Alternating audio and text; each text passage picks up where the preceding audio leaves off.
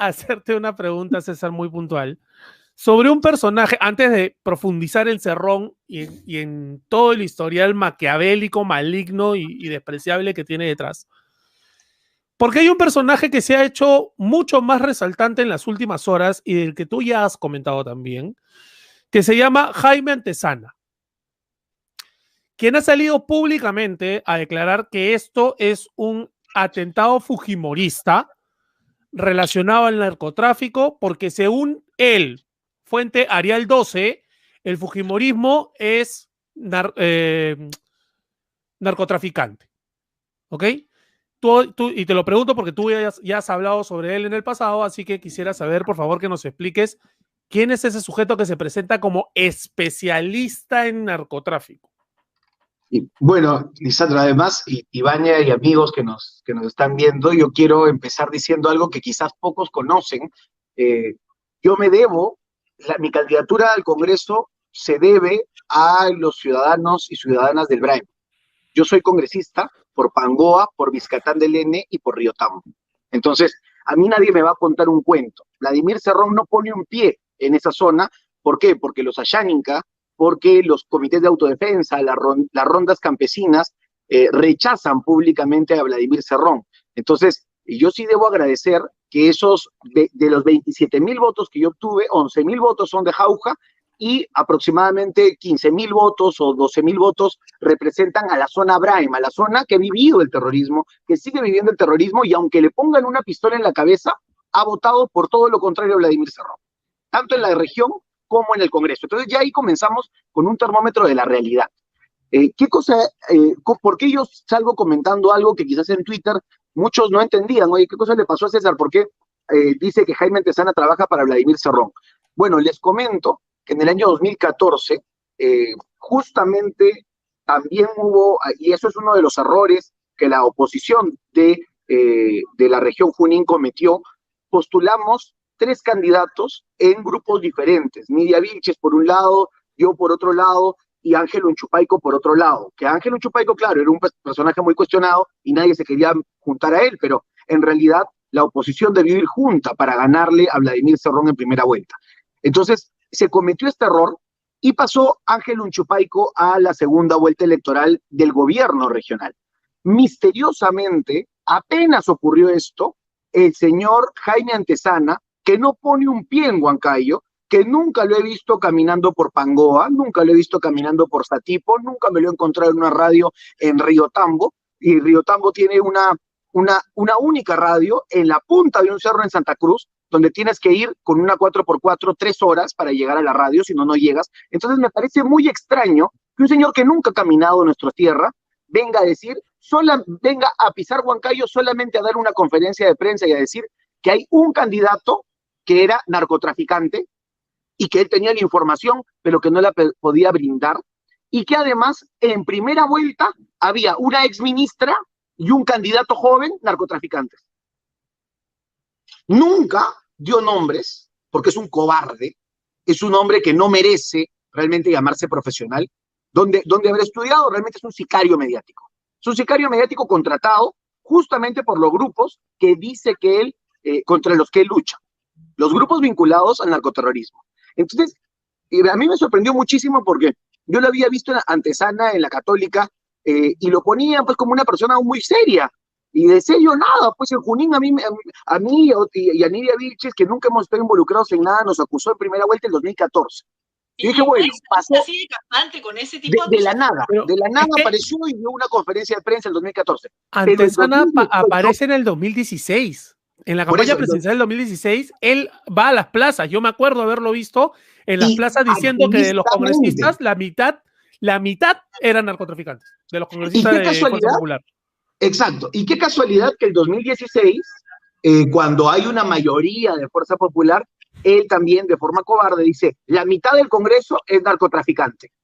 Entonces, comienza con estas situaciones, mire, ya son 2 elecciones, y yo te cuento la del 2018, que fue ya más escandalosa.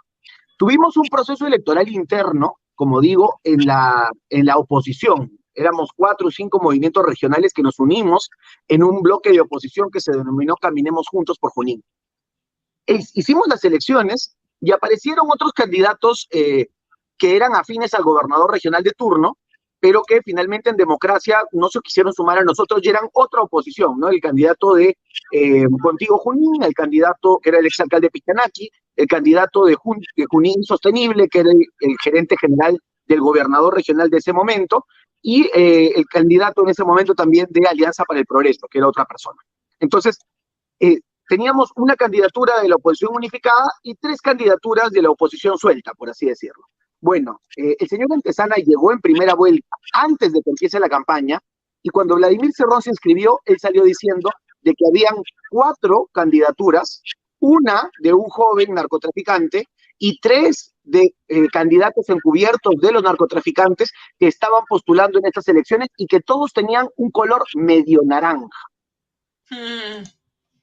Entonces, cuando se le pregunta, y los periodistas de Huancayo le preguntan, ¿y qué de los vínculos de los Quispe Palomino con la candidatura de Perú Libre? Y él dice que, bueno, que de eso, justo de eso, no tiene pruebas. Claro, pero de nosotros sí. Entonces la pregunta del millón es, señor Antesana, ¿por qué es tan cobarde que acusa y no denuncia? ¿Dónde están las pruebas? ¿Dónde están las pruebas? ¿Por qué usted sale y despotrica contra todo el mundo y no presenta ni una sola prueba? A diferencia, por ejemplo, con otros especialistas, como el señor Yaranga, que sí se basa en procesos de la fiscalía, que no son cosas que uno no sepa, pero claro, cuando uno conoce todo el proceso, tiene más capacidad de contarlo.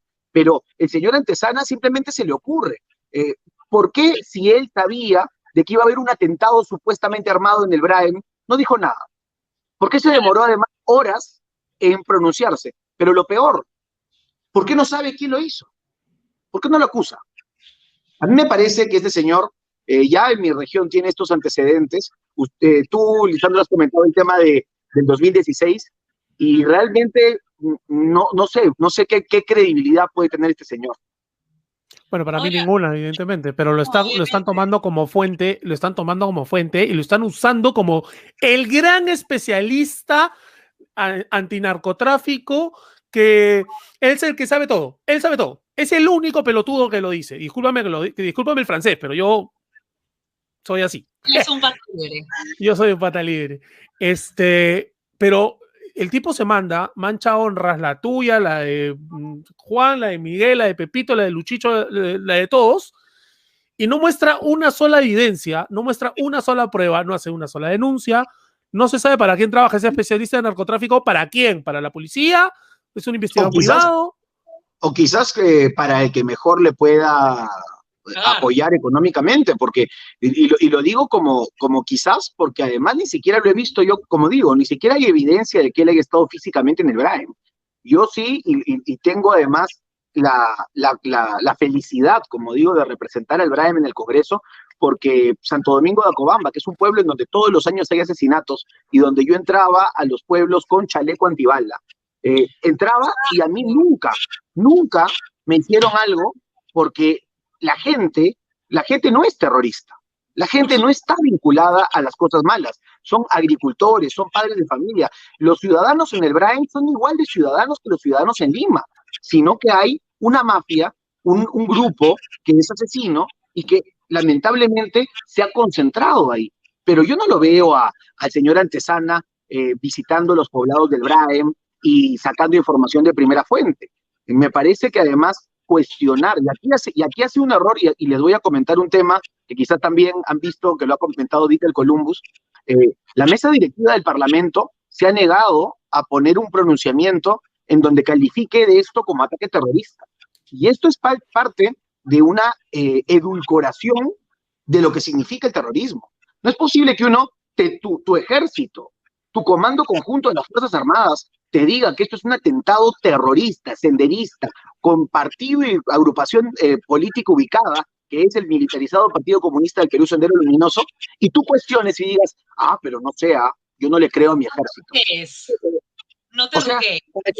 Exacto, no te ruquees. ¿En quién más podemos confiar que en el ejército peruano que ha dado de la vida por salvarnos de esta lacra?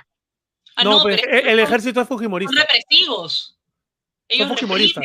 Son abusadores de los derechos humanos. Y son tan irresponsables que además ni siquiera se dedican a informarle a la población correctamente.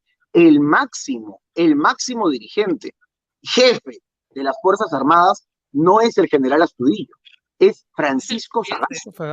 Entonces, si Sagasti pensaría que alguno de sus generales le ha jugado sucio, ya lo habría votado. Sí, votó a 18 policías, generales de la policía. Tal cual. Entonces, ¿qué cosa pasó? Si él ha puesto a la policía, si él ha puesto a los ministros, si él mantiene al ejército, eso quiere decir que no han mentido. Y me parece de verdad muy bajo desconfiar de gente que da la vida. ¿Y quiénes desconfían? El que está en Madrid, el que está en Lima, en San Isidro, el que hace su encerrona. Esos desconfían.